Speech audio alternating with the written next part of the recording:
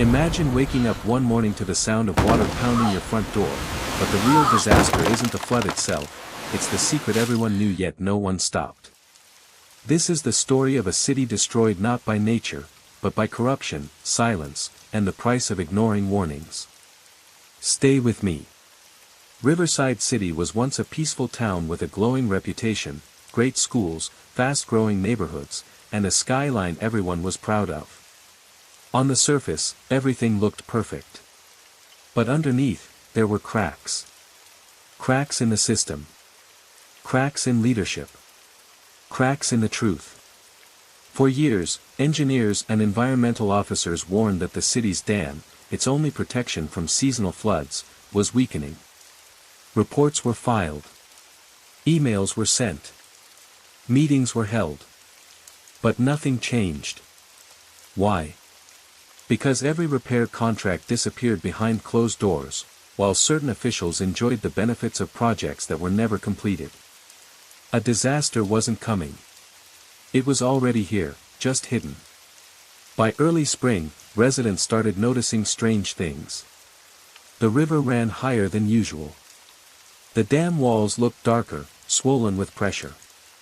Even fishermen whispered that the water felt different. Still, the city leaders kept assuring everyone. Everything is safe.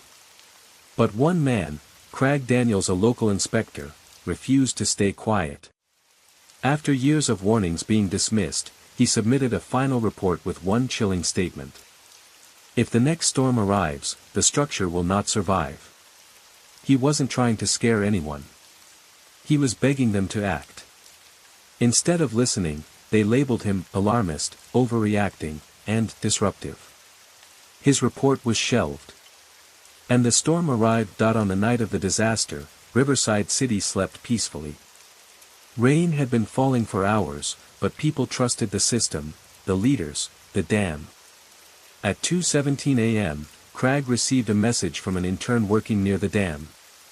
There's water leaking through the cracks. It's getting worse. Craig raced out into the storm, flashing headlights cutting through sheets of rain. When he reached the dam, what he saw made his heart stop.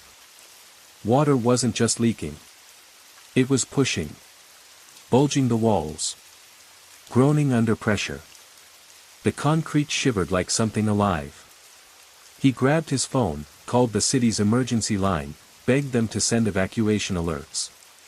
The operator answered with the same line he'd heard for years. We have no authorization to announce an emergency. Craig looked back at the dam, and it happened. A sound like thunder breaking open the earth. A violent roar. And then, darkness. The dam gave way. A wall of water tore through the valley. It slammed into homes, streets, schools, erasing years of memories in minutes. People weren't just running from water. They were running from the consequences of neglect. By sunrise, Riverside City was unrecognizable. Cars stacked on rooftops. Street signs twisted like paper. Families crying, searching, holding on to anything that didn't wash away. And at the center of it all, Craig. Exhausted. Shaking. Covered in mud. But alive. Now the truth poured out faster than the flood ever did. Missing repair funds. Falsified inspection reports. Leaders who signed off all clear without reading a single document. It wasn't a natural disaster. It was a man-made catastrophe. And though rebuilding eventually began, the emotional damage, the sense of betrayal, that stayed. People asked the same question repeatedly. How many warnings were ignored? This story isn't just about a city destroyed by water. It is about communities destroyed when truth is buried. It's about what happens when leadership values comfort over responsibility.